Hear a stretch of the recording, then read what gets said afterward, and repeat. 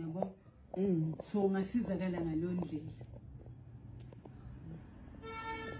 Ngasizakala ngaleyo ndlela phezulu kwaleyo mali leyo ngisebenzele from elentweni.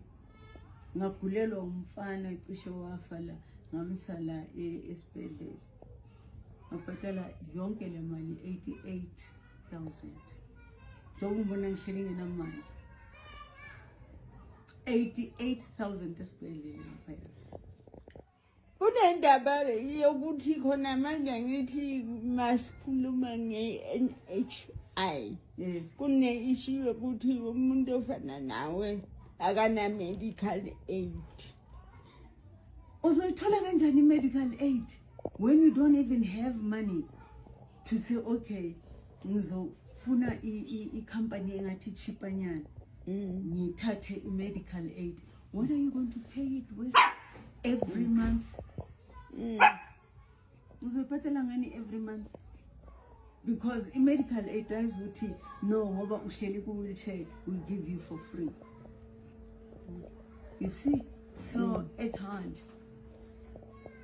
Yeah, and how long have you been in this industry, man? 53 years. 53 years. I started when I was 21 years old. Kunabantu abathi ngithole imali kuma-cans, thole 100,000 kuma-cans, thole ama-artists. Lutho. Bathola ama-100,000 left, right and center, ama-20,000 amanye. But again, ngoba mongenanhlanhla njengami because those people are lucky.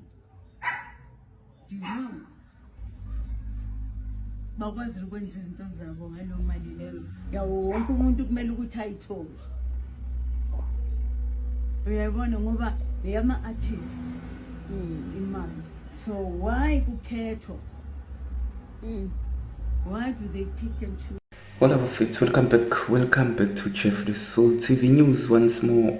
Welcome back with it. Big nginamukela game channel. Yabona ukuthi njani izinto. Uma actors, musicians, entertainment industry. Abantu are struggling after besevile ngaleyo service yabo, and we are not doubting ukuthi vele they were getting paid for ama services abo, ama actresses lawa nama actors. Okay, in as much as kunjalo kodwa ke asazi ukuthi bebehola malini, because abanye ba actor they are doing a very good job, but same time futhi uthola ukuthi ke kuyi challenge ukuphila because ke imali abayitholayo is not enough. Yabo, is not enough for them to mhlambe to settle izinto ke abasuke izinto zama expenses ngizosho kanjalo. Okay, la this is umama loya a legend, gama lakhe uNandi wakanyembe. Simkhumbula kakhulu nje kwiZone 14 because that's where I spent khona isikhathi sakhe esiningi. Nako yizo ngicabanga ukuthi ke umuntu wayekhona ko yizo, and also nakwezinye idory nje lately mhlamba ngazi noma the River or the Queen lapho, but uyeke lo yanimbonayo lapha yana ke kwi-wheelchair njengoba ke nimbona lapho ukuthi okay fine lo muntu akekho right, akaphathekile in fact uma kuza ke uma sikhuluma ke nge-health yabo. And futhi le video le ngithola on TikTok, browsing through ama video ku TikTok, and then how na I video ayibo kwenzakalani la, and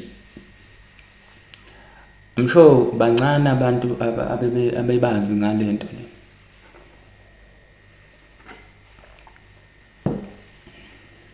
Bancane. So this woman is a legend, and this is one of our comments lapha kuyona video engiyithole ku TikTok uthi lo sis, I loved her growing up. I'm so sad that she's not okay. Department of Arts and Culture must not look after talent. South Africa is abusing talent. Okay, first of all nje I knew ukuthi lento yakwa Department of Arts and Culture automatically izongena, yabo. Department of Arts and Culture vele kunendima ekumele idlale, especially kubantu abama legends njengalaba yabo. Those are people akumele ngabe bakwi system and basiza abantu abasafufusa. In as much as ngisho kuthiwa sebebadala kangakanani, kodwa kumele ngabe mhlambe at least kunomholo omncanyana o extra abakwazi ukuthola ngokwazi ukushintsha indlela South Africa behave ngayo, because we all know ukuthi whatever eyenziwayo kwi-entertainment industry idlala enkulu indima, kakhulukazi uma kuwukuthi ke leyo nto leyo idlulisa umlayezo weyifundo ezithile, yabo. So idlala enkulu indima kwi-influence eyenzayo kubantu nje, ey'nganeni ezisuke zisakhula, abasebekhulile, youth, njalo njalo, yabo. So yeah, kukhona la ekumele kwesinye isikhathi siyibuke ngaleli side lokuthi okay fine, u-art and culture futhi unokwenzelela, yabo. Khona nje ngale khathi zo COVID-19 khona bebethola imali ethe ukuba ngcono kunabanye, kanjani. We don't know ukuthi kwenziwa yini lokho. And ke enye into ehamba phambili futhi nje, we all know ukuthi ke once kwathiwa kunemali ezokwazi ukunikezwa abantu abakanje kanje, leyo mali already futhi basuke sebeyibudgethe lo nto abakayikhonjwa.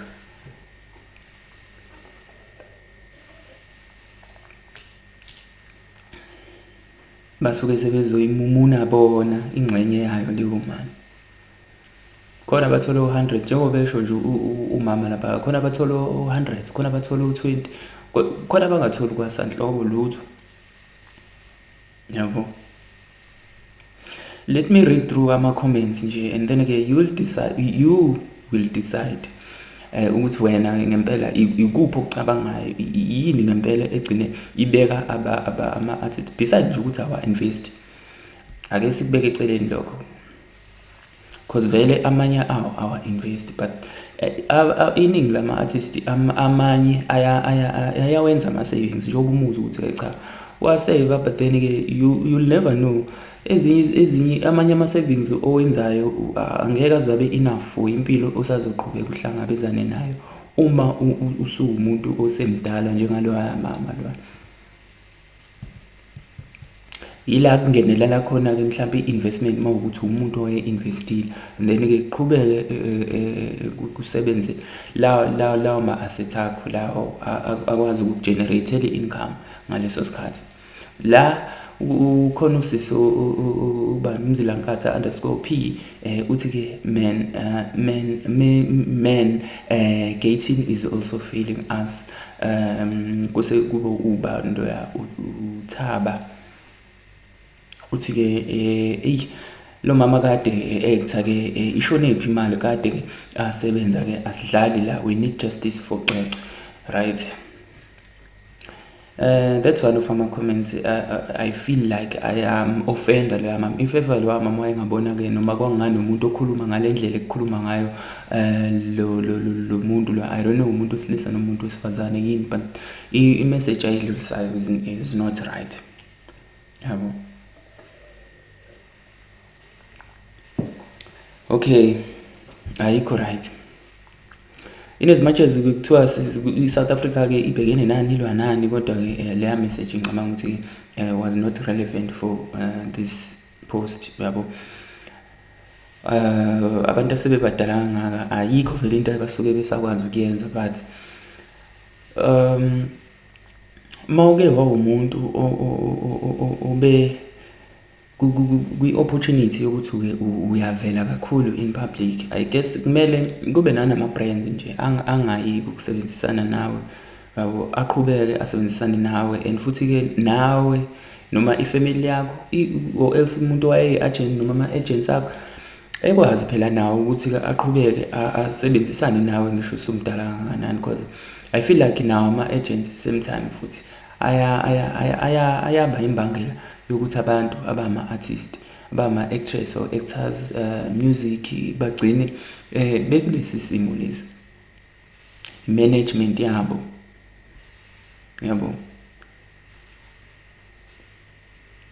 while besa-relevant bayayuza kodwa for their own benefit only bengabe besacabanga ukuthi labantu laba njengoba beqhubeka nje bayakhula kanjani and they should advise them ukuthi hayibo to sustain umnotho wenu enzani kanje. To continue with ama-comments lapha uthi omunye laphana-ke, if there is anything that needs South Africans support, Mama Nandi, she raised us guys. Now ama-comments akumele ngabe ngempela-ke siyawathola noma-ke siwafica kakhulu kuyona le video noma kuyona le post le. This is what Shalane Sate Richards has been fighting for. The government needs to change the royalties for these artists. Mara guys, my public hospital are there and they are good. Yes, it's true. They are there and they are good. But in reality, if we are khona ngendlela mhlambe-ke kuyahluka nangokwama-regions ukuthi lezo sibhedlela sithola noma usifica kiphi indawo noma kiphi province, because abo manje akusabi njalo noma akukho njalo kuzona zonke ibhedlela. So abanye abantu they prefer ukuthi baye kuma private hospitals because they know ukuthi-ke i-service laphayana-ke ikhona futhi-ke kwenzeka ngendlela umuntu asuke ekwazi ukuthi akhokhe ngayo. We love her, but if she can't afford medical aid, she must go to a public hospital like the rest of us. Never angeke. Please, how do we help umama Mathongo?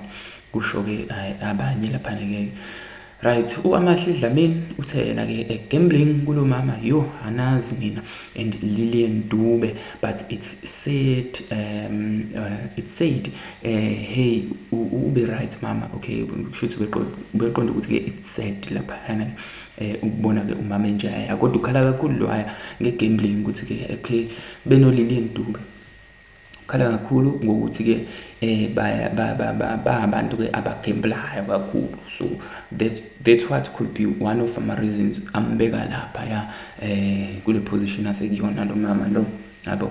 Kushuthi-ke mhlawumbe umisuzile ama-fans akhe, ingxenye yawo uyimisuzile and then now usesenkingeni, usenze njani, useyabuya uyakhala futhi ukhala ngento futhi ayibeke kuyona. Okay, what with trend kanti? Do they all purchase luxury houses and cars and forget saving money for rainy days? Kusho-ke lapha omunye wabafowethu abasebenzisa-ke uTikTok laphana-ke kubhala user.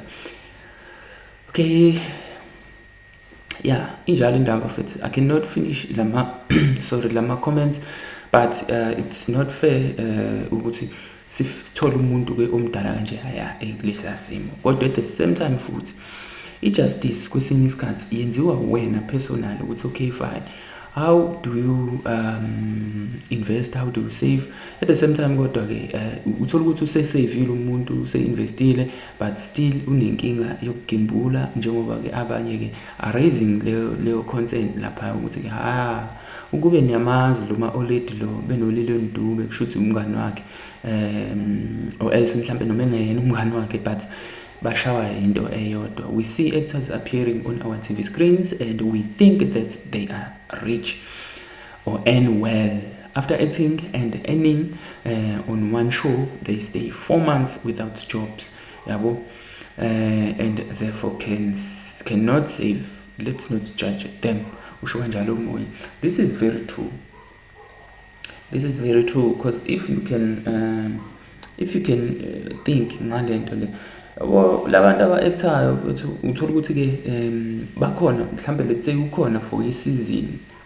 Okay, uthola ukuthi leyo season leyo nje inyanga yonke ku-actwa izinto ze-season yonke kulawo ma-episode e-season yonke uthola ukuthi nje kuyafulwa nje abalali labantu but yabo kusetshenzwa nje 24/7 kulalwa ama-hour amancane. You know why? Because uzoholelwa vele for leyo nyanga, but then for the next coming months akasakwazi ukuthola imali yokuthi-ke aqhubeke, yabo. Ubethole ingxenye isamba sale mali ayitholayo, okay fine, because uzokwenza lo msebenzi for leyo nyanga, but then-ke uthola ukuthi ayikho enough leyo mali, because how about lezi ezinye iy'nyanga azobe ehleli ngazo engasebenzi, ngoba phela useqedile ukushuthela isizini yonke for ishow le akade-ke eqashelwe yona. Uthola ukuthi-ke manje there is no other show lezi iy'nyanga lezi. This is a very good point, yabo. And then bakodwa bafethu, you can also state your opinions on the comment section down below ukuthi-ke nina what do you think ngempela about isimo sama-actors or actresses eseqhamuka ezokhalaza njengoba-ke kukhala laphayana-ke umama uNandi wakwaNyembe. Do you think-ke ubudedengu babo or mhlampe-ke ubudedengu belokhu ngani be-department u-Arts and Culture nawo awucontribute ngendlela e-right elinganayo kuma-artists, and no enough programs or projects aphushwayo by the department ukuthi-ke kugcine kusizakala laba sebephumile kwi-industry, because I feel like nami it's their responsibility also ukuthi-ke bathi balule isandla if ever kuyenzeka, yabo. And form